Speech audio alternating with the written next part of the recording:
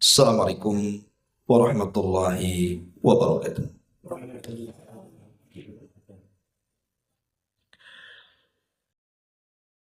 Alhamdulillahi rabbil alamin. Wassalatu wassalamu ala ashrafil anbiya'i wal mursalin Sayyidina Muhammadin wa ala alihi wa sahbihi ajmain, amma ba'du. Alhamdulillah, di malam hari ini Allah subhanahu wa ta'ala masih memberikan nikmat kepada kita sehingga kita masih bisa berkumpul untuk bertalabul ilmi. Tak lupa salawat dan juga salam kita hadiahkan kepada Rasul kita Nabi besar Muhammad sallallahu alaihi wa ala alihi wasallam.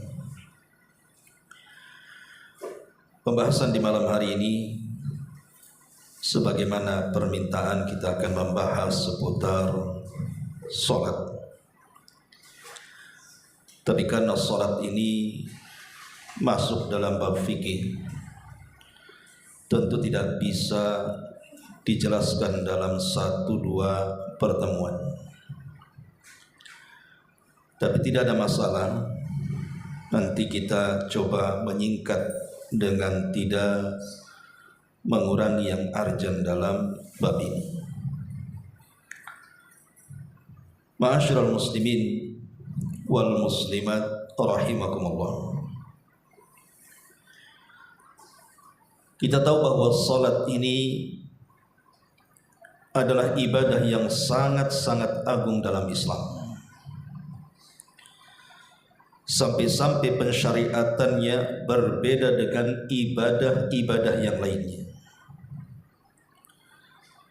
Kalau ibadah-ibadah yang lainnya seperti puasa, zakat, haji dan yang lainnya itu disyariatkan di bumi. Tapi salat ini disyariatkan di langit. Dalam sebuah peristiwa yang sangat-sangat besar yang belum pernah terjadi kepada seluruh para nabi dan rasul. Itulah yang disebut dengan peristiwa Isra dan juga Mi'raj. Dan anehnya, dalam peristiwa Isra Mi'raj ini Allah subhanahu wa ta'ala hanya memerintahkan Rasul untuk disampaikan kepada umatnya tentang ibadah salat. Padahal ibadah-ibadah yang lain itu banyak. Kenapa Allah subhanahu wa ta'ala tidak perintahkan umpamanya haji dalam peristiwa Isra Mi'raj, atau puasa, atau birrul walidain, atau membaca Quran dan begitu seterusnya? Malah justru yang diperintahkan adalah salat. Maka jawabannya, karena salat itu penentu ibadah-ibadah yang lainnya. Kalau seseorang itu salatnya baik, sesuai dengan yang diperintahkan Allah dan Rasulnya, maka sudah barang tentu dia pun akan melaksanakan ibadah-ibadah yang lainnya dengan cara baik. Orang sholat pasti birrul walidain. Orang yang sholat pasti membaca Quran. Orang yang sholat pasti berpuasa. Karena kita tahu bahwa sholat itu penentu. Itulah yang dikatakan Nabi SAW, fa in saluhat salatuhu saluha sairu amalihi. Kalau baik salatnya, betul-betul dia meresapi isi daripada salat itu dengan khusyuk, maka amalan-amalan yang lainnya akan mengikuti kebaikan salatnya. Kemudian yang kedua, ketika Nabi SAW saat sakaratul maut, maka Nabi SAW berpesan kepada para sahabat secara khusus dan umatnya secara umum dengan wasiat yang sangat berharga di antara wasiat akhir sebelum menghembuskan nyawa terakhir Rasul adalah as-salatu wa ma malakat aymanukum. Jaga oleh kalian salat, jaga oleh kalian salat dan hamba sahaya kalian. Kenapa Nabi sallallahu alaihi wasallam mewasiatkan wasiat terakhirnya dengan salat? Sekali lagi, padahal ibadah-ibadah yang lain itu banyak. Kenapa ini pula yang ditekankan dalam wasiat akhir Rasul sallallahu alaihi wasallam sebelum menghembuskan nyawa terakhirnya? Karena salat itu penentu agama. Orang kalau masih salat berarti dia masih muslim. Tapi kalau orang sudah meninggalkan salat, maka tidak sadar dia sudah menanggalkan agamanya. Itulah yang disabdakan Nabi sallallahu alaihi wasallam, perbedaan kita dengan orang kafir itu di salat. Maka barang siapa yang meninggalkan salat, dia bisa kafir.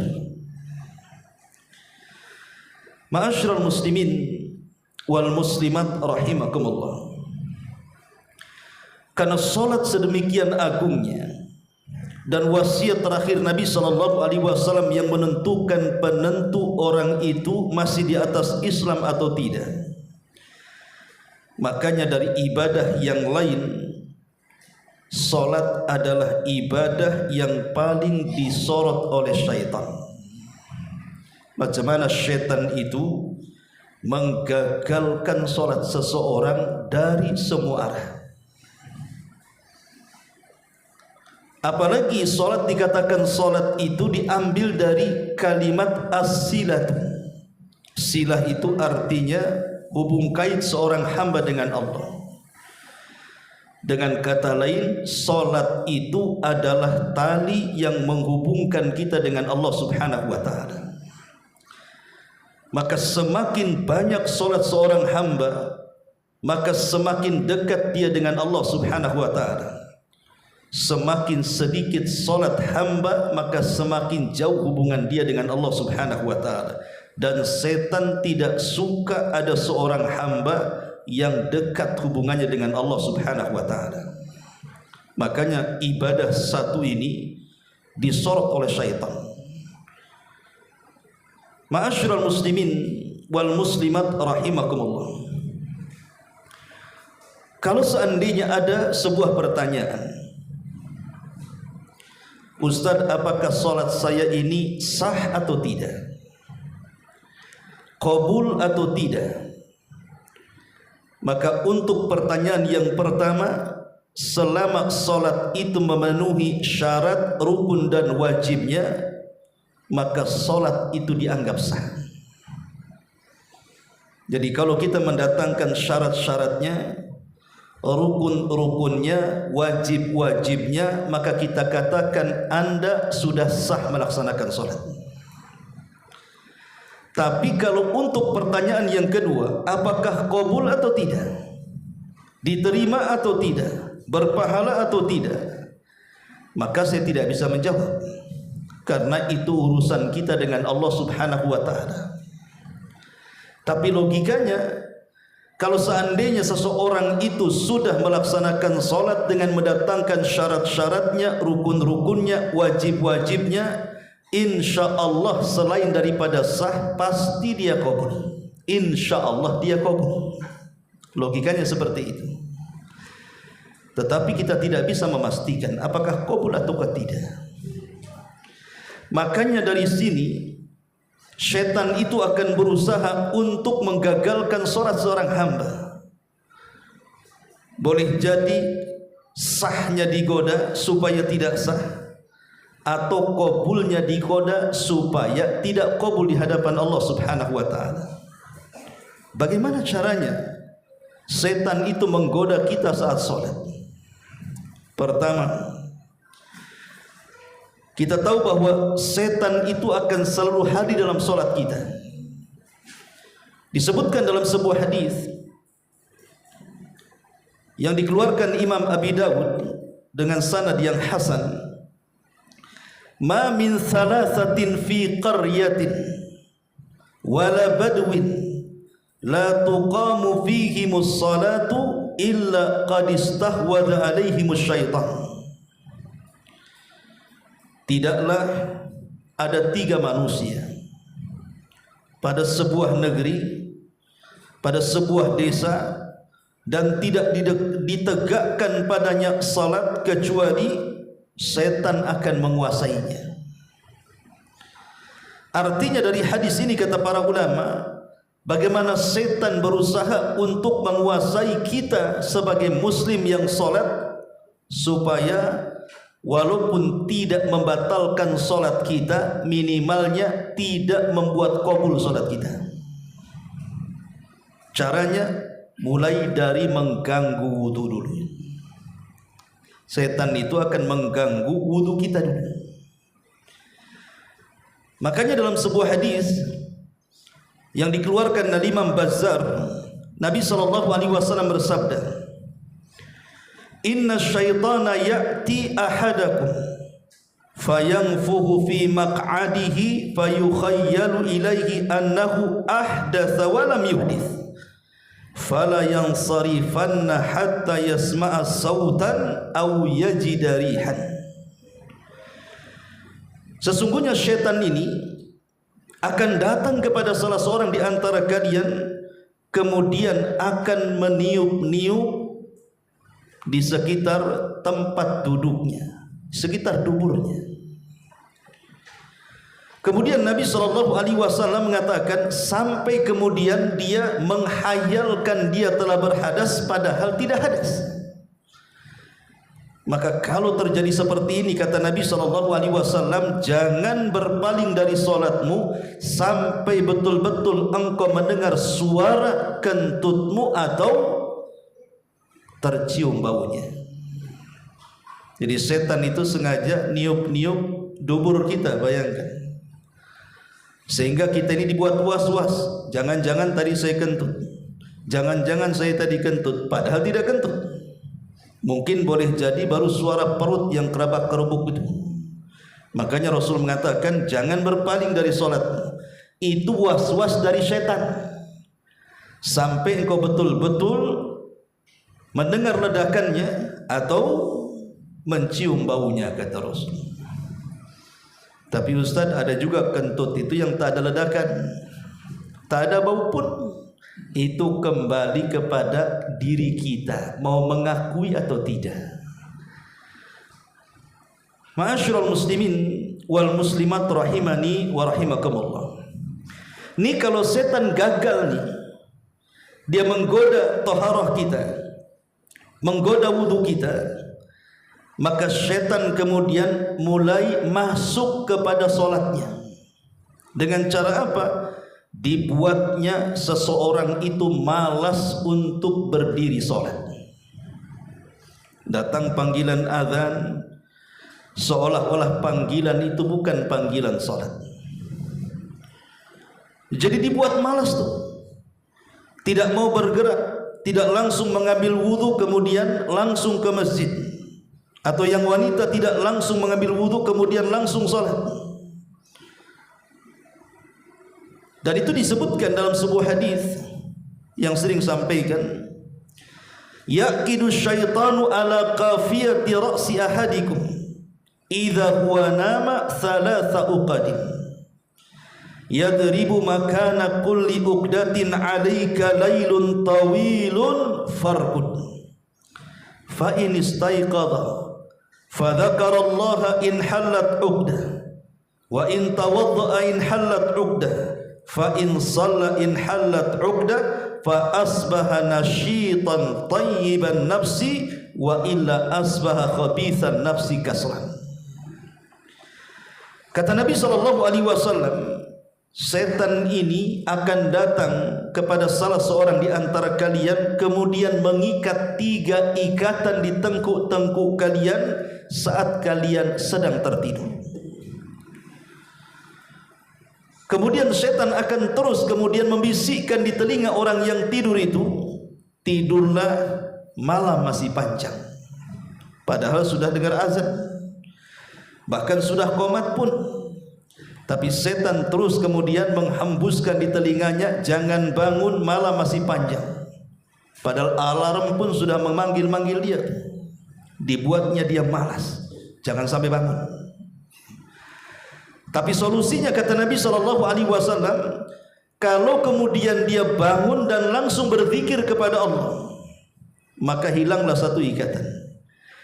Kalau dia kemudian beranjak dari pembaringannya langsung menuju tempat wudunya dan dia pun berwudu, maka hilang dua ikatan. Dan kalau dia langsung melaksanakan solat, hilanglah tiga-tiga dari ikatan setan itu. Dan kalau sudah hilang, maka di pagi hari jiwanya akan baik dan penuh dengan semangat. Dan kalau tidak, maka jiwanya akan buruk dan penuh dengan kemalasan. Lihat bagaimana syaitan menggoda kita ini supaya malas untuk bangun dan melaksanakan salat.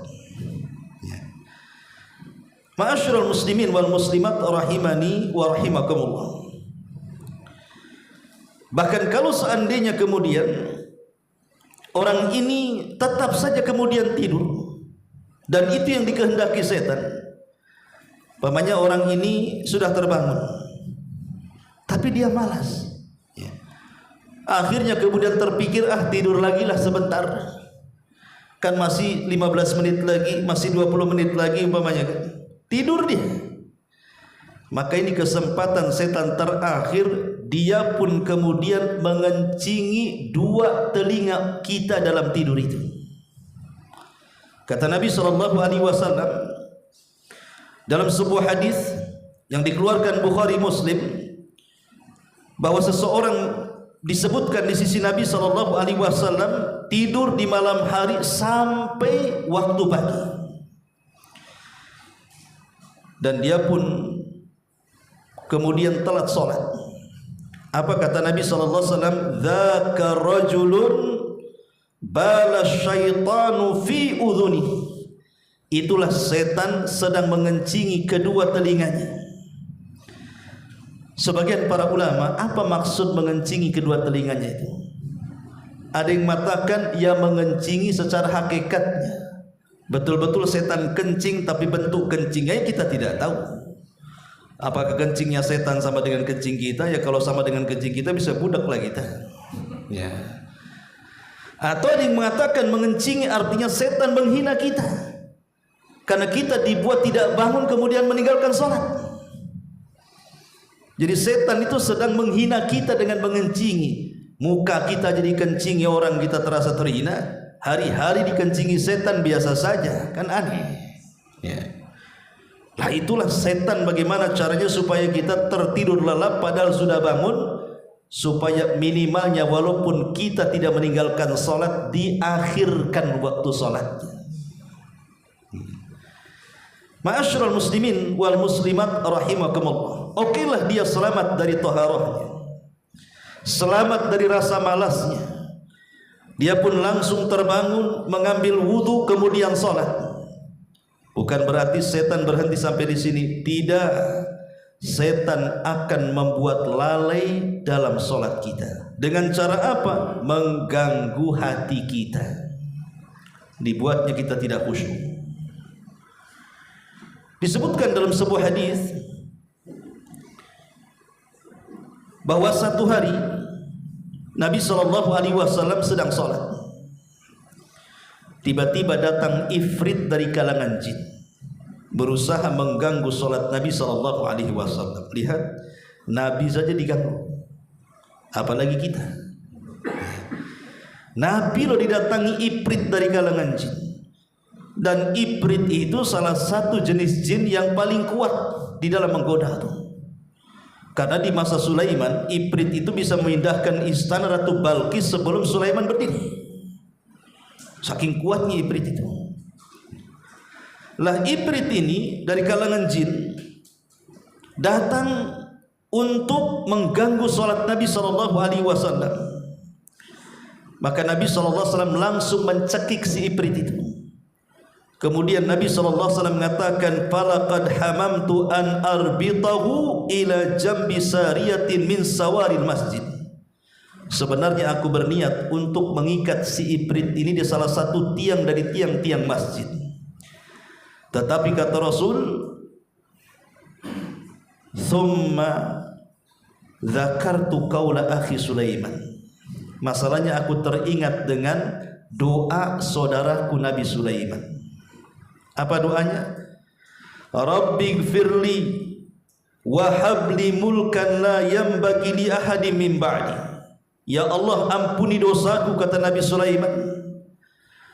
Ampuni dosaku wahai ya Rabb, yang telah memberikan kekuasaan kepadaku, tapi jangan kau berikan kekuasaan ini kepada siapapun setelahku.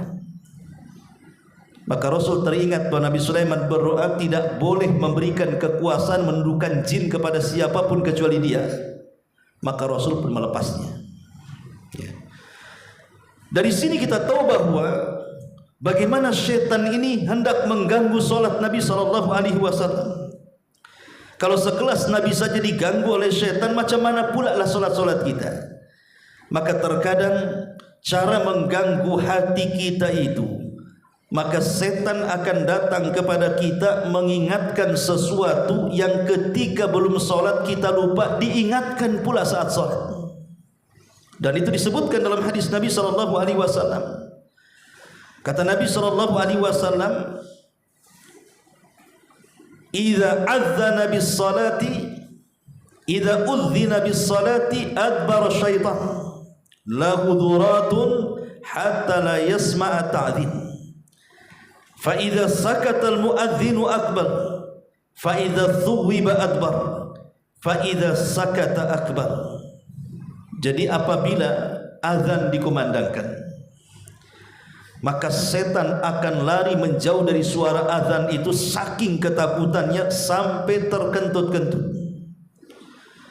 Ketika kemudian selesai suara azan, maka setan akan mendekat lagi. Kemudian dia pun mendengar suara qomat, lari lagi. Ketika setelah qomat, mendekat lagi. Disitulah kata Nabi, fala yazalu bil mar'i yaqulahu, maka setan akan memberikan was-was kepada orang ini, udhkur ma lam yadhkur, udhkur ma lam yakun yadhkur, ingatlah sesuatu yang kau tidak ingat.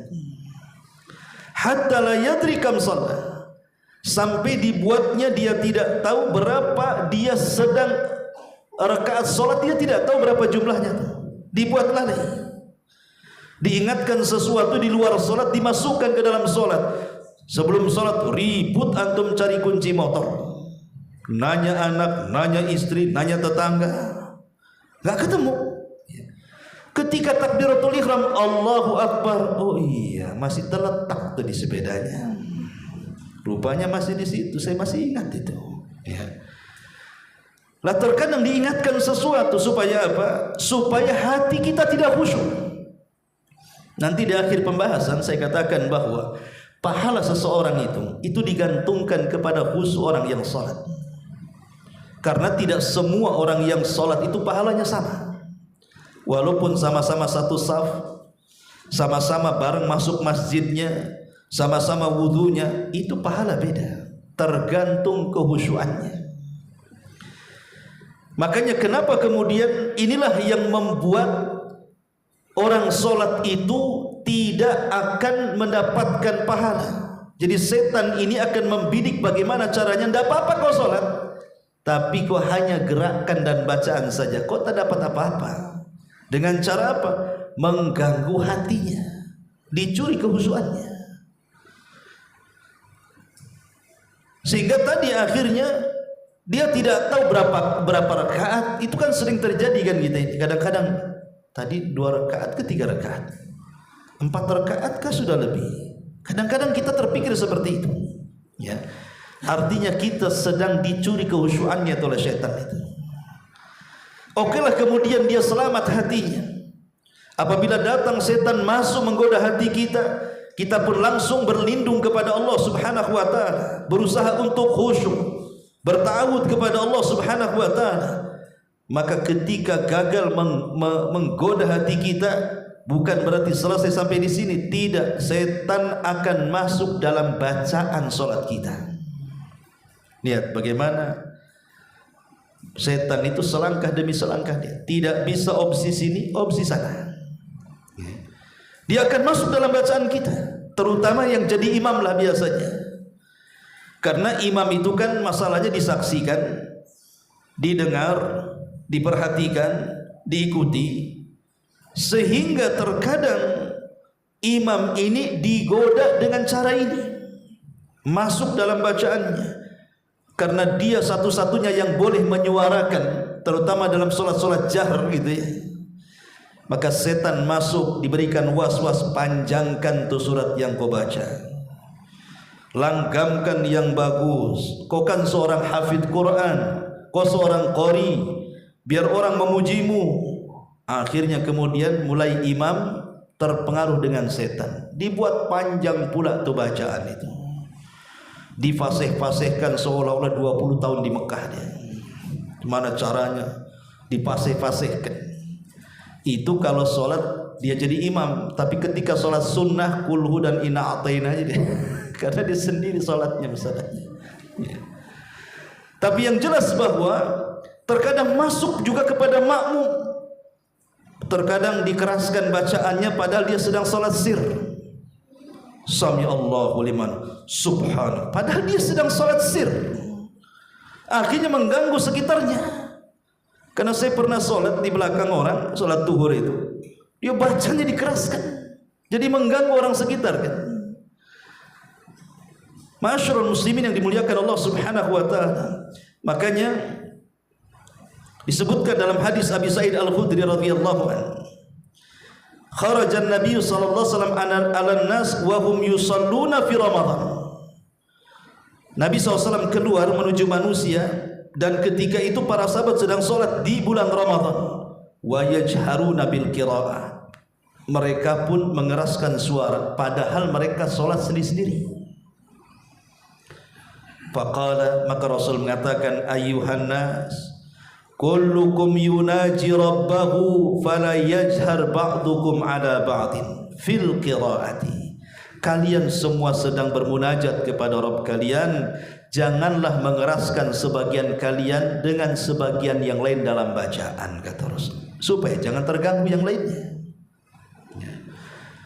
Nah ini lihat bagaimana setan ini kalau tidak bisa mengganggu hati orang, maka dia masuk dalam bacaan solat kita dengan cara membaguskan bacaannya, ya, ataupun boleh jadi mempercepat bacaannya. Seperti antum lihat di YouTube itu yang sholat tarawih 23 rakaat berapa menit? 7 menit ya kan. Yang terdengar dolinnya saja kan. Oh, dolin. Amin. Nah, itu aja yang terdengar kan. Kapan alhamdulillahnya? Kencang satu nafas, dolimnya saja yang keras. Ya. Lah ini terkadang setan masuk juga di situ kan. Cemana dirusak tuh bacaannya. Ya. Ma'asyiral muslimin yang dimuliakan Allah subhanahu wa ta'ala, kalaupun dia kemudian bagus bacaannya, dia selamat bacaannya, tidak bisa digoda setan, bukan berarti setan berhenti sampai di sini, tidak. Setan akan masuk dalam gerakan solat dia, cemana mengganggu gerakannya itu. Ya. Makanya Nabi SAW bersabda, aswa'un nas sariqatal ladzi yasriqu min salatihi.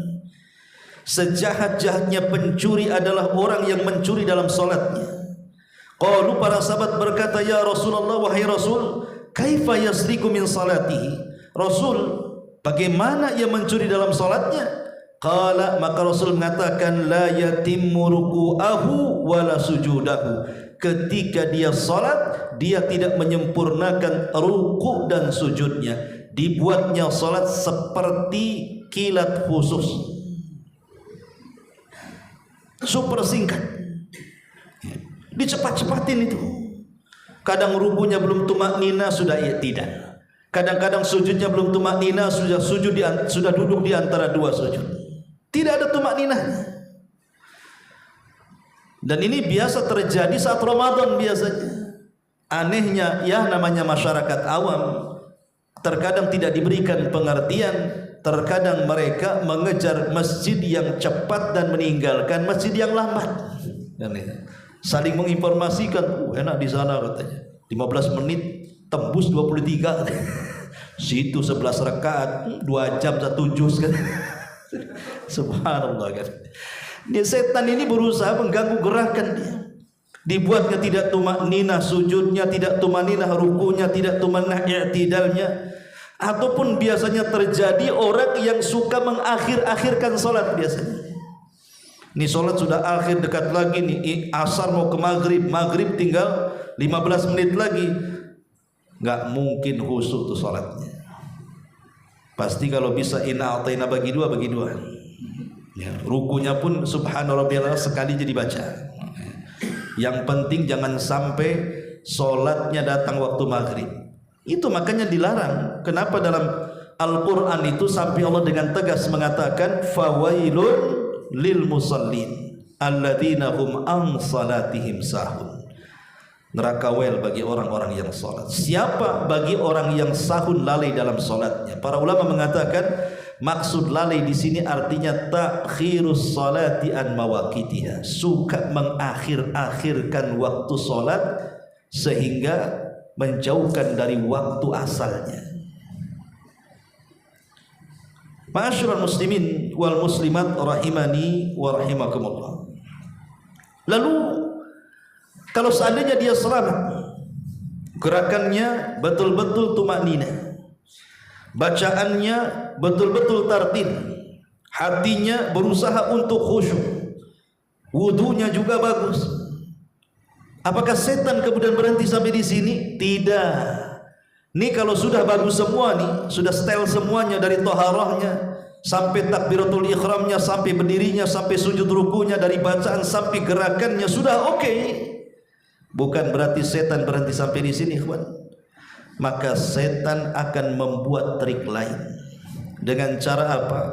Dibuatnya dia supaya riya dalam salatnya. Dalam sebuah hadis Nabi sallallahu alaihi wasallam bersabda,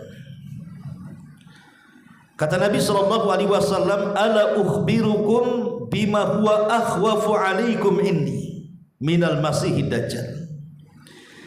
Kata Nabi sallallahu alaihi wasallam, maukah kalian kuhabarkan tentang sesuatu yang lebih menakutkan kepada kalian di sisiku daripada Al-Masih Ad-Dajjal? Kemudian sahabat bertanya, qulna ya Rasul, tentu. Kami katakan tentu ya Rasul. Apa yang lebih menakutkan dibandingkan Dajjal itu? Maka Nabi SAW mengatakan asyirkul khafi. Syirik khafi artinya syirik yang samar. Lihat Rasul mengatakan syirik yang samar ini lebih menakutkan dibandingkan Dajjal. Kemudian Rasul berikan contoh, an yakumar rajul yusalli fayuzayyin salatahu lima yara min nadhari rajulin. Kemudian Rasul mencontohkan ada seorang laki-laki yang sedang salat, kemudian dia berusaha membagus-baguskan salatnya agar dilihat orang lain bahwa dia sedang khusyuk dalam salatnya. Jadi kalau tidak bisa diganggu dengan cara yang lain, maka dia akan masuk pada riya. Bagaimana caranya dia riya? Supaya manusia menganggap dia itu tukang sholat, dari rumah ke masjid gitu kan.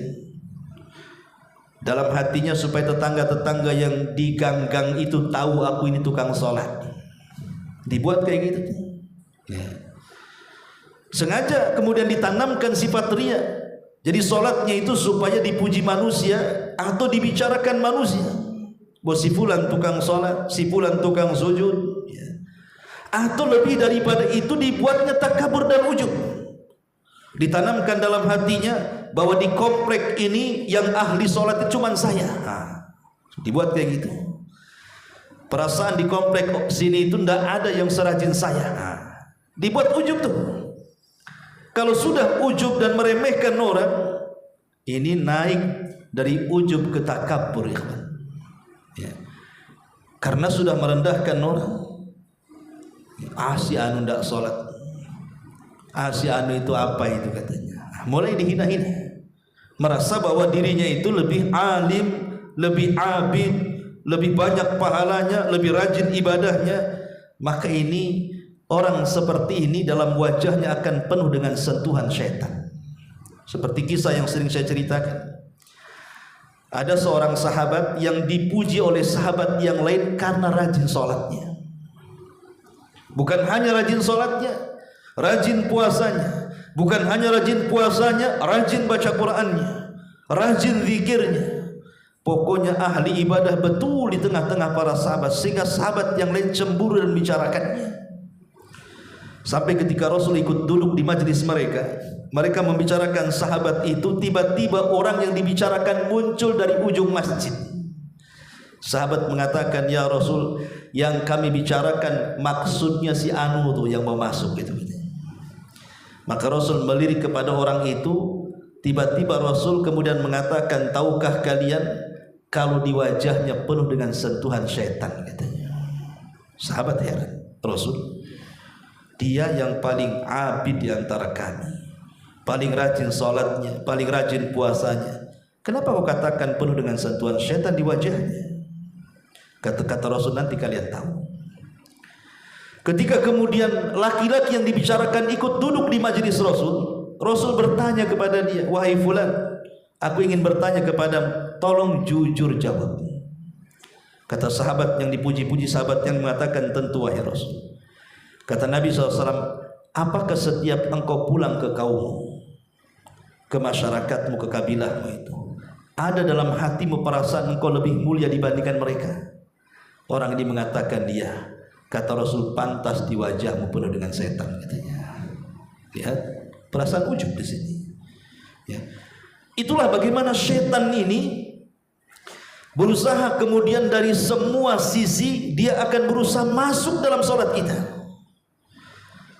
Kalaupun dia tidak mengganggu tentang keabsahan sholat kita, karena kita sudah mendatangkan syarat rukun dan wajibnya, maka dia akan berusaha mengganggu dari sisi qabul kita, supaya sholat kita hanya dianggap gerakan dan bacaan saja, tapi tidak bernilai pahala di hadapan Allah Subhanahu wa ta'ala. Akhirnya kan sia-sia, hanya melepaskan kewajiban saja, tapi tidak mendapatkan apa-apa. Sebagaimana ada hadis yang mengatakan, ada seseorang itu 60 tahun sholatnya tidak diterima. Ketika ditanya sahabat, ya Rasulullah, macam mana orang sholat 60 tahun tidak diterima? Ya, kata Rasul, karena orang ini tidak pernah lurus saat sujud dan rukunya. Artinya tidak pernah tumakninah dalam sujud dan rukunya. Ma'asyiral muslimin wal muslimat rahimakumullah. Dan banyak lagi waswas syaitan itu yang kemudian diupayakan supaya kita ini buruk sholatnya. Lalu bagaimana caranya supaya kita ini khusyuk dalam sholat? Karena sekali lagi ikhwatu fillah, muliakan Allah Azza wa Jalla, yang banyak menentukan kabulnya sholat kita itu, yang banyak menentukan kabulnya sholat kita ini adalah amalan hati kita.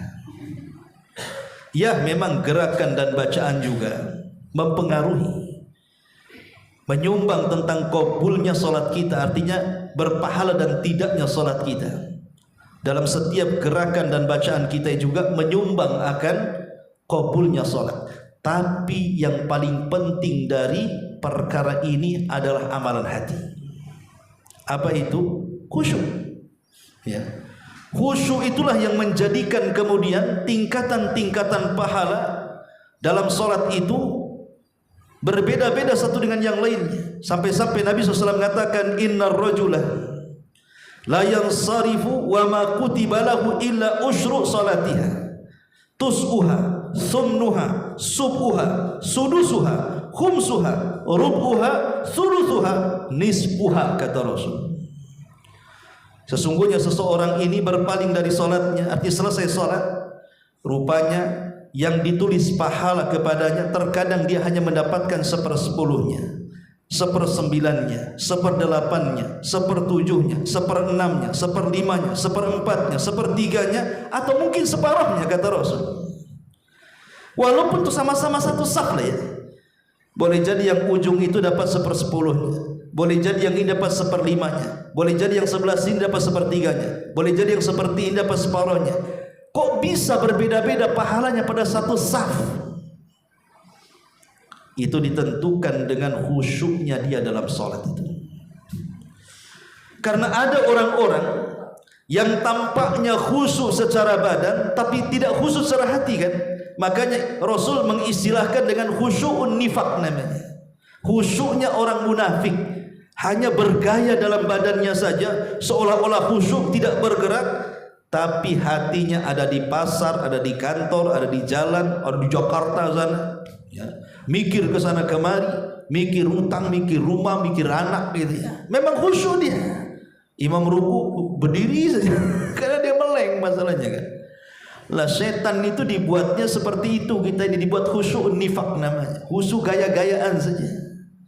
Badannya khusyuk, jasmaninya khusyuk, tapi ruhaninya tidak khusyuk, melanglang buana, mengembara kemana-mana.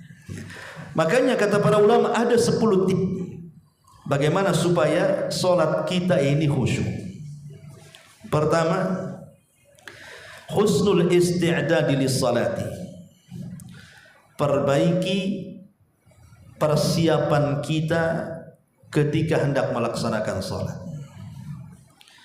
Mulai daripada pakaian kita. Terkadang ada di antara kita ini, mereka itu suka mengurangi hak-hak Allah tapi menyempurnakan hak manusia. Kalau berjumpa dengan pejabat saja harus rapi, pakaiannya harus bagus, terkadang pakai dasi, harus pakai parfum, terkadang mandi sampai berkali-kali. Itu yang dihadapi pejabat. Tapi ketika yang dihadapi adalah Allah Subhanahu wa ta'ala, itu baju kerja, itu baju sholat, itu baju tidur, seolah-olah tidak punya atribut kecuali itu kan. Itulah masuk dalam kategori di dalam Al-Quran, wailulil mutaffifin, celakalah bagi orang-orang yang mengurang-urang takaran. Kalau menakar kepada manusia disempurnakan, kalau menakar di hadapan Allah dia pun kurangi. Maka di antara sebab kehusyuan itu dari segi pakaian, kemudian dari segi tempat, ya, kebersihannya ada najis atau tidak, dari segi wudunya menyempurnakan atau tidak, maka ini semua bisa menyumbang kepada kehusyuan kita. Ini yang pertama. Yang kedua, at-tuma'ninatu wa adamul isra. Usahakan tuma'ninah. Jangan mengejar rakaat dalam salat itu, tapi kejarlah pahala dalam salat. Kalau orang mengejar rakaat, yang penting selesai, ya boleh jadi mungkin sah kalau mendatangkan syarat rukun dan wajibnya. Tapi apakah dia berpahala? Makanya dalam sholat itu yang dikejar pahala, jangan rakaat. Seperti contohnya umpamanya, ada orang masbuk, imam ini mau sujud, jadi dia dari i'tidal ke sujud, kemudian kita baru jadi makmum yang masbuk di belakang. Terkadang kita tidak langsung mengikuti imam kan. Ada sebagian kita itu tidak mau itu imam, nunggu imam sujud baru kemudian bangkit, setelah bangkit baru kita takbir. Alasannya, buat apa sih ngikutin imam, katanya nggak dapat 1 rakaat pun capek-capek saja ya. Itu namanya orang mengejar rakaat, itu namanya tidak mengejar pahala. Dia salah.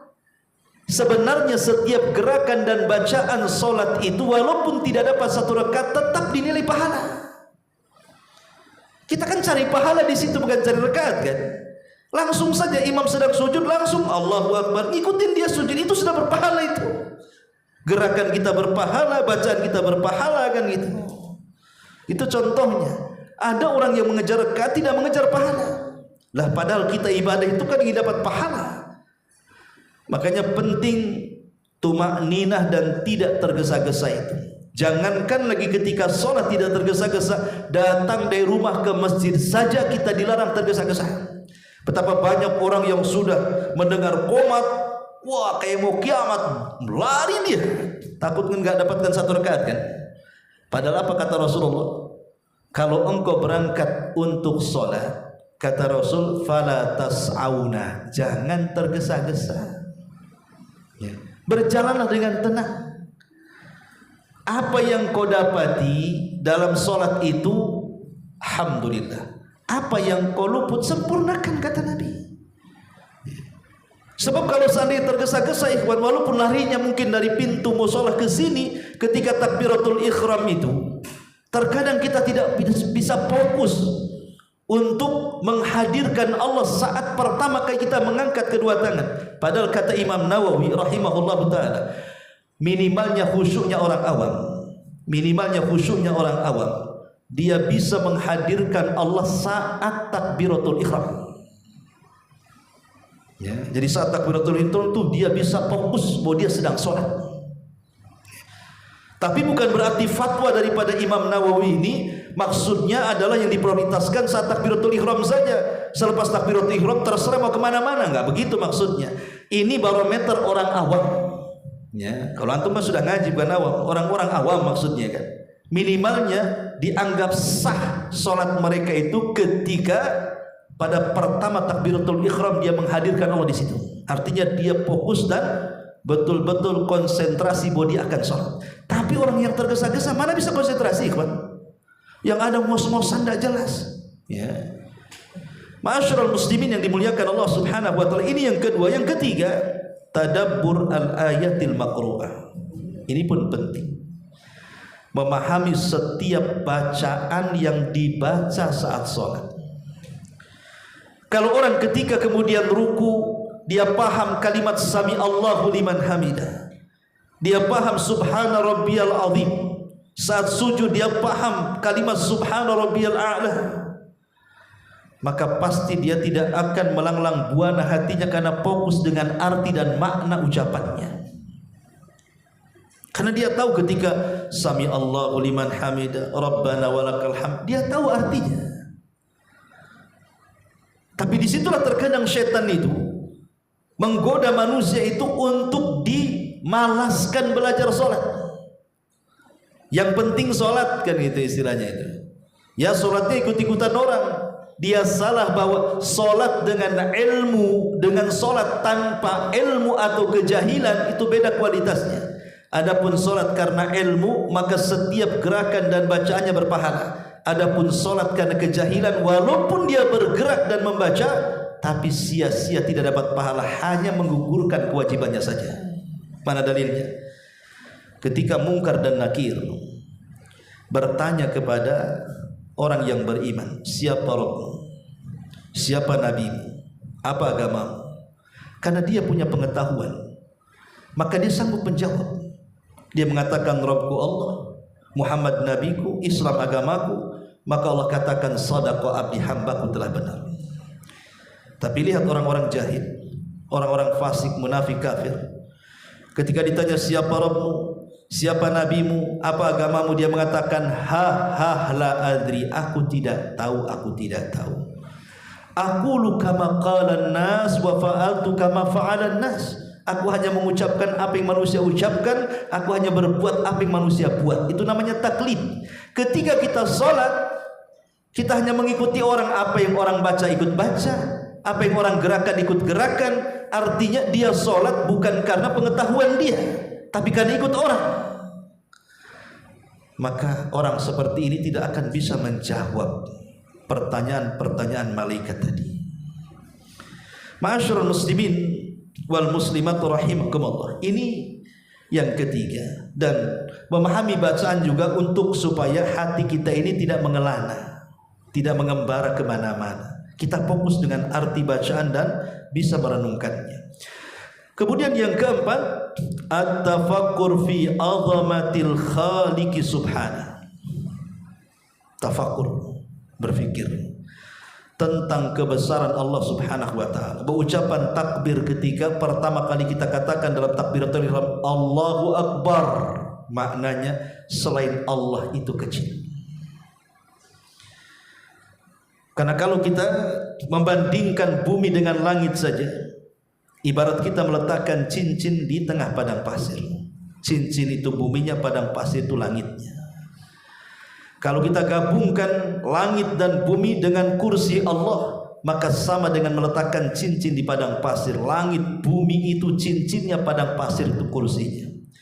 Kalau kita gabung semuanya dengan arsy Allah Subhanahu wa taala, maka sama dengan meletakkan cincin di padang pasir. Cincin itu kursinya, langitnya, buminya, padang pasir itu arasnya. Bagaimana yang menciptakannya? Allahu Akbar. Berarti Allah lebih besar dibandingkan semua makhluknya. Kemudian yang kelima, an-nadharu ila maudhi'is sujud. Saat berdiri dalam salat, maka perhatikan tempat sujud. Terjadi silang pendapat. Abu Hanifah berpendapat kalau salat itu menghadap kiblat, arahnya ke depan. Itu menurut Abu Hanifah. Karena Allah yang mengatakan ainama tuwallu fathamma wajhullah. Kemanapun kau arahkan wajahmu, disitulah wajah Allah. Maka Abu Hanifah mengatakan ketika berdiri tatapan kita ke depan. Ya. Tapi jumhur ulama mengatakan bahwa ketika kita berdiri tatapkan ke tempat sujud. Karena di zaman permulaan salat, orang itu boleh bicara sambil Allahu Akbar, piye kabare, boleh. Ya. Enggak ada masalah, di permulaan salat itu biasa ngobrol. Ya. Tapi kemudian turun ayat tentang qad aflahal mu'minun, beruntunglah bagi orang-orang yang beriman, alladzina hum fi salatihim khashi'un, yang salatnya khusyuk. Maka dengan turun ayat ini dilarang tidak boleh ngobrol dan pandangan disuruh ke tempat sujud. Ya. Dan itu bagian daripada khusus. Supaya kenapa? Supaya kita tidak terganggu. Makanya kenapa Rasul itu memerintahkan kita supaya bersegera di saf pertama, ikhwan. Kenapa saf pertama coba? Sebab kalau saf pertama itu tidak ada gangguan. Paling kalaupun gangguan di depannya tembok, ikhwan. Tapi kalau saf kedua, saf ketiga, itu gangguannya punggung orang. Kaosnya partai, terbaca pula. Lawan saya rupanya dia. Nengok kaosnya bolong, gak punya kaos, kasihan banget ya. Mulai dia. Ya. Itu kalau sudah di saf kedua, saf ketiga itu dia perhatikan punggung orang tuh. Tapi kalau di saf pertama kan aman tuh. Yang mau nengok apa? Tembok lagi depannya kan. Makanya Rasul menyuruh kita untuk di saf pertama supaya aman tuh. Udah saf kedua, saf ketiga itu macam-macam dikomentari. Kakinya hitam aja nggak, wah ini nggak cuci kaki nih kayaknya. Macam-macam dikomentari kan. Nah ini bahaya, makanya ambil saf pertama biar aman. Ya. Ma'asyiral muslimin yang dimuliakan Allah Subhanahu wa taala. Kemudian juga yang keenam, adamul iltifat wa raf'il basar. Jangan suka menoleh-noleh. Kecuali inda darurah, kecuali darurat. Contoh, antum sholat di musola stasiun, di musola mall atau di musola terminal gitu kan. Antum lupa meletakkan tas sebelah sana. Yang namanya di terminal lengang sedikit aja hilang tas kita kan. Maka boleh sekali-kali nengok tas kita. Hanya itu darurat saja. Ya. Kalau seandainya kadang lupa naruh di sana, langsung takbir kan. Apa tadi di sana tasnya? Boleh sambil lirik sekali-kali. Ya. Sebab nanti kehusuan hilang pula tasnya. Makin tak khusyuk lagi sholatnya. Maka ada ini gimana ini kan gitu kan. Masih bahaya kan gitu. Ya. Jadi pada dasarnya iltifat dalam sholat, memandang ke kanan, ke kiri, ke atas, ke bawah itu tidak boleh, karena itu setan sedang mencuri kehusyuan kita. Ya. Kemudian juga yang nomor 7, an ya'lama anna Allah ta'ala yujibuhu fi salatihi wa yunaji. Ingat bahwa posisi salat itu adalah pertemuan kita dengan Allah Azza wa Jalla. Jadi dalam salat itu kita sedang berjumpa dengan Allah. Makanya Allah mengatakan dalam surah Al-Baqarah, ketika Allah katakan bahwa salat itu berat kecuali orang-orang yang khusyuk. Wa innaha lakabiratun illa alal khashiin. Salat itu berat kecuali bagi yang khusyuk. Siapa yang khusyuk? alladzina yadhunnuna annahum mulaqu rabbihim, orang yang yakin ketika salat dia sedang berhadapan dengan Rabbnya. Jadi ketika salat itu kita sedang berhadapan dengan Allah. Makanya setiap bacaan Fatihah itu ada jawabannya. Kalau kita mengucapkan alhamdulillahi rabbil alamin, Allah jawab hamidani abdi, hambaku sedang memujiku. Kalau kita mengatakan ar-Rahman ar-Rahim, Allah jawab athna alayya abdi, hambaku sedang mengagungkan aku. Kalau kita katakan maliki yaumiddin, Allah jawab lagi majadani abdi, hambaku sedang membesar-besarkan aku. Jadi di situ ada dialog di situ. Maka ini sunnahkan ketika salat itu untuk membaca tartil Al-Fatihah, dibaca ayat per ayat, karena setiap ayat ada jawabannya. Menunjukkan tartil dan tumaninahnya. Ya, makanya kita harus paham ketika salat kita itu sedang berhadapan dengan Allah, sedang berdialog dengan Allah, sedang bermunajat dengan Allah Subhanahu wa taala. Maka ketika itu tertanam dalam hati kita, maka dia tidak akan peduli dengan yang lainnya. Kemudian yang nomor 8, tartilul Quran wa tahsinus sauti bi. Mentartilkan bacaan Quran. Orang yang cepat-cepat baca Al-Quran enggak akan khusyuk. Apalagi satu nafas, apalagi tolinnya saja dan aminnya yang kedengaran, yang lain tidak kedengaran. Nah ini mentartilkan itu juga menyumbang kehusyuan, dan membaguskan suara juga bisa menyumbangkan kehusyuan. Makanya kalau kita ini sholat di belakang imam yang suaranya indah, terkadang imam baca panjang pun terasa pendek. Coba kalau imamnya suaranya gerebek, walaupun bacaannya pendek terasa panjang banget, padahal yang dibaca lam yakunil bukan Al-Baqarah tuh. Kayaknya Al-Baqarah aja yang dibaca, padahal lam yakunil. Karena suaranya kurang enak kan? Quran itu sudah indah, tetapi akan lebih indah lagi kalau yang membacanya memiliki suara indah. Zayyinul Qur'ana bi aswatikum. Indahkan Quran itu dengan bacaan-bacaan langgam kalian. Ya. Kemudian juga yang nomor 9, izalatu ma yushghilu anis salati, hilangkan sesuatu yang bisa menyibukkan salat. Makanya sekarang imam itu kan, kalau dulu cuman sawu sufufakum fa inna taswiyatas sufuf min tamami shalah, sekarang ada tambahan, tolong handphonenya silent. Ada tambahan sekarang, matikan atau silent. Zaman dulu mana ada, enggak ada handphone. Ya, sekarang enggak panjang himbauan imam tuh. Sawu sufufakum, rapatkan saf. Pernah ada kawan cerita, ya, dia sholat di bengkong sana. Jadi sebelahnya itu menjauh, mungkin bisa satu orang lagi sebenarnya. Jadi si kawan ini ngomong, Pak, rapat Pak, katanya. Enggak. Kata si kawan, enggak dengar Pak Imam ngomong apa tadi. Kata Pak Imam merapatkan saf, kau enggak dengar ya? Gitu. Makmum enggak paham seruan imam itu. Makanya kalau tidak, sebisa mungkin imam itu terjemahkanlah tuh. Kalau sawu sufufakum saja enggak paham kadang-kadang kan. Rapatkan mungkin baru paham. Kalimat rapat pun masih enggak paham juga, masih menjauhkan begitu ya. Berarti dia enggak nurut sama imamnya, padahal imam dijadikan itu tuh diikuti. Ini kok tak nurut sama imam ini. Yang herannya lagi, kalau jadi imam disuruh rapatkan safnya, ketika jadi makmum dia pula merenggangkan. Imam apa lah ini gimana? Dia waktu jadi imam suruh rapatkan, ketika jadi makmum tak mau dia rapat-rapat. Pasti tak paham merapatkan saf itu gimana itu. Nah ini jangan sampai kemudian hal-hal yang menyibukkan sholat seperti sajadah, macam-macam gambarnya. Ya, kalau bisa sajadah itu yang polos-polos saja dah. Jadi kalau macam-macam gambarnya, gambar Teletubbies, gambar apa sajadah itu kan nanti jadi masalah. Atau meletakkan sesuatu di depan orang sholat, meletakkan handphone, meletakkan dompet, kunci. Pokoknya kalau memang itu mengganggu sholat kita, jangan di situ, jangan letakkan di situ. Ya, karena ini juga bisa menyumbang kehusyuan. Kemudian yang nomor 10 yang terakhir, alla yusalli wa qad ghalabahu nu'as wa huwa hakin. Kalau ngantuk betul, jangan dipaksakan sholat. Ngantuk kan nih, Ya, tidurkan sejenak. Sebab kalau orang ngantuk nanti yang dibaca lain pula.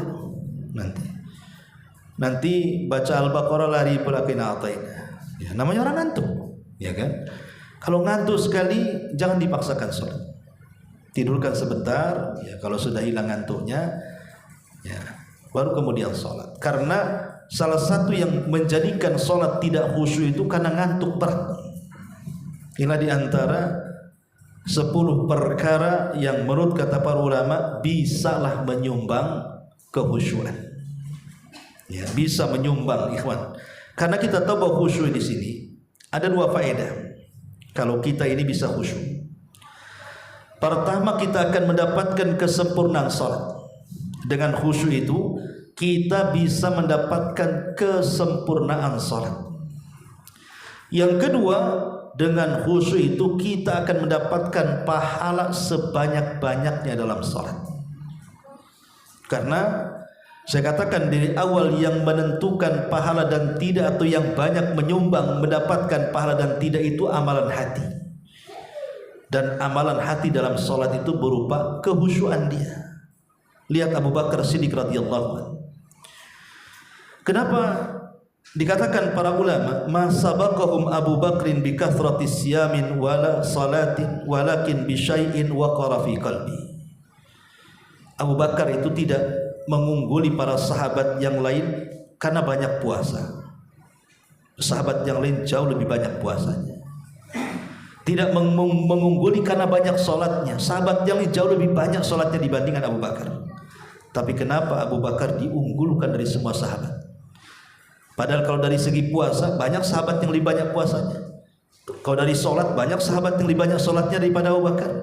Alasannya karena sesuatu yang terpatri dalam dada, yaitu satu amalan hati yang tidak dimiliki sahabat yang lainnya.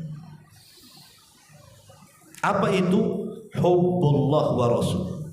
Kecintaan yang tinggi Abu Bakar kepada Allah dan Rasulnya yang tidak dimiliki siapapun. Makanya keimanan Abu Bakar kalau ditimbang di satu neraca, dan sahabat yang lain ditimbang di neraca yang lainnya, bahkan semua manusia setelah Nabi ditimbang keimanannya, maka keimanan satu Abu Bakar menandingi semua keimanan manusia setelah Nabi. Karena apa? Bima waqara fi qalbi. Karena sesuatu yang terpatri dalam hatinya, kecintaan kepada Allah dan Rasulnya yang tidak dimiliki siapapun. Dan itu amalan hati menunjukkan memiliki peran berat dibandingkan amalan badan. Maka sholat juga sama. Khusyuk itu lebih sangat berperan dibandingkan hanya gerakan dan bacaan sholat. Walaupun sekali lagi bacaan dan gerakan sholat pun tetap penting. Tetap penting karena itu menyumbang kekhusyuan dalam sholat. Ya. Ma'asyiral muslimin wal muslimat rahimani wa rahimakumullah. Saya kira sebagai muqaddimah masuknya bab sholat, ini dulu yang bisa saya sampaikan.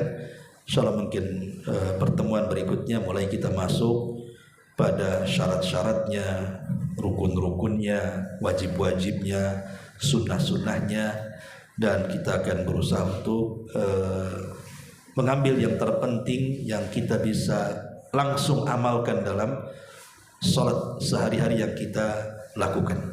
Wallahu a'lam sampai di sini. Sebelum saya tutup, kalau ada yang bertanya silakan. Fadhil. Setan ini kan suka menggoda, menyesatkan, mengganggu, menyesatkan orang Ustaz. Iya. Pertanyaannya Ustaz, ketika kita seorang Ustaz, apakah setan ini selevel dengan Ustaz juga gitu maksudnya? Iya. Oh beda. Ya. Iblis ini kalau dia mengirim utusan pasukan itu akan disesuaikan dengan levelnya. Kalau imannya tipis, ya kan? Ya setan yang dikirim juga yang ecek-ecek. Yang kalau disenggol langsung miring gitu kan. Ya apa kasih yang jangan yang ini. Ini kalau Ustadz nih beda ini. Harus setan yang udah ada penataran nih. Yang dikirim bukan setan biasa nih.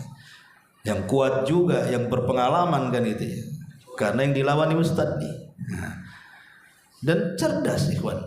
Iblis dan anak buahnya itu cerdas. Pertama karena mereka diberikan usia panjang. Mereka bertemu dengan beberapa generasi. Ya, mereka bertemu dengan beberapa macam karakter orang. Dan mereka punya langkah-langkah. Seperti yang tadi saya jelaskan, enggak bisa lewat langkah sini, langkah situ. Enggak bisa lewat depan, belakang. Enggak bisa lewat belakang, samping kanan, enggak bisa samping kanan, samping kiri. Tsumma la'atiyannahum min baini aydihim wa min khalfihim wa an aymanihim wa an syama'ilihim wa la tajidu aktsarahum syakirin. Aku akan datangi mereka dari depan mereka, dari belakang mereka, dari kanan mereka, dari kiri mereka, dari 4 arah angin. Bayangkan, dikepung kita. Bagaimana caranya? Kata para ulama, maksudnya dari arah depan dilupakan tentang akhirat. Cemana kita dilupakan dengan akhirat, mengingkari azab kubur, mengingkari hari kebangkitan, tidak ada surga, tidak ada neraka, dibuatnya kita kayak orang ateis. Dari arah belakang dicintakan kita dengan dunia. Cemana kemudian orang itu disibukkan dengan dunianya. Alhaqumut takatsur hatta zurtumul maqabir. Sebelah kanan dibuat syubhat dalam agamanya. Akhirnya dihiasi yang hak jadi batil, yang batil jadi hak. Yang tauhid jadi syirik, yang syirik jadi tauhid. Yang sunnah jadi bid'ah, yang bid'ah jadi sunnah. Yang maksiat jadi taat, yang taat jadi maksiat. Dihiasi. Ya. Tidak bisa dari sebelah kiri ditanamkan syahwat, digemarkan judi, digemarkan khamar, digemarkan zina, digemarkan ghibah, digemarkan dusta, macam-macam. Bayangkan. Semua arah dikelilingi oleh setan. Ya, jadi memang sulit kalau kita ini mau keluar dari lingkaran setan. Ya, tapi ingatlah bahwa walaupun sekuat-kuatnya setan itu tetap ada kelemahannya. Ada kelemahannya. Karena setan itu pertama dengan ilmu. Karena ilmu itulah yang bisa menyingkap mana kelemahannya. Yang kedua, macam mana cara menghadapinya. Itulah pentingnya hadir di majelis ilmu, supaya tersingkap semuanya. Ya, dan ilmu itu ya bisa mendekatkan diri kita kepada Allah dan bisa menanamkan rasa takut yang lebih kepada Allah dibandingkan kepada yang lainnya. Tapi orang jahil mau takut sama siapa? Yang ditakutkannya saja tidak tahu, namanya jahil. Cuma dia mau takut. Ya. Jadi ya dengan ilmu. Yang kedua dengan iman. Karena target setan, kata Imam Ibnul Qayyim, menggoda anak Adam itu macam mana diganggu keimanannya supaya dia kufur. Makanya targetnya sholat. Karena orang meninggalkan sholat bisa kufur. Ya. Kan yang pertama targetnya macam mana supaya dia kufur. Kufur itu bisa berupa syirik, bisa berupa nifaq, bisa berupa murtad. Ya, ada 3 kufur itu. Dibuatnya dia syirik, dibuatnya dia munafik, dibuatnya dia murtad. Lah orang sholat ini buat murtad sama dia. Karena kalau seandainya orang meninggalkan sholat, dia bisa murtad walaupun dia ngaku Islam. Karena itu barometernya antara kita dengan orang kafir itu ada di sholat masalahnya. Makanya kenapa target pertama setan dari semua ibadah itu di sholat dulu. Tentu setelah tauhid. Ya, tauhid yang pertama diganggu, dikasih was-was dalam hatinya. Siapa yang menciptakan langit? Kata hati Allah. Siapa yang menciptakan bumi? Kata hati Allah. Siapa yang menciptakan pohon? Kata hati Allah. Siapa yang menciptakan makhluk ini Allah. Terakhirnya sudah mentok. Siapa yang menciptakan Allah kalau gitu? Kalau sudah sampai taraf siapa yang menciptakan Allah, kata Rasul, falyasta'id billahi minasyaitonir rajim. Segera kita isti'adzah. A'udzubillahi minasyaitonir rajim. Usaha akidahnya itu digoyangkan kan? Kalau dia mantap akidahnya, masuk lewat sholat. Supaya dia kufur. Ya. Makanya target pertama itu sholat tuh setan itu. Supaya dia sadar ataupun tidak, dibuatnya tidak mau sholat, akhirnya tanpa sadar keluar dari Islam. Naudzubillah. Herannya, kalau orang yang nggak pernah sholat dikatakan kafir, dia marah. Enak aja aku kafir, nih KTP ku Islam. Dari lahir, dari orang aku Islam katanya. Ya kalau kau Islam sholat lah katanya. Nanti nunggu hidayah katanya. Nunggu hidayah cuy, subhanallah. Wallahu a'lam. Ya saya kira sampai di sini ya, mudah-mudahan ada manfaatnya. Subhanaka bihamdika asyhadu an la ilaha illa anta astaghfiruka wa atubu ilaik. Wallahu taala alam. Assalamualaikum warahmatullahi wabarakatuh.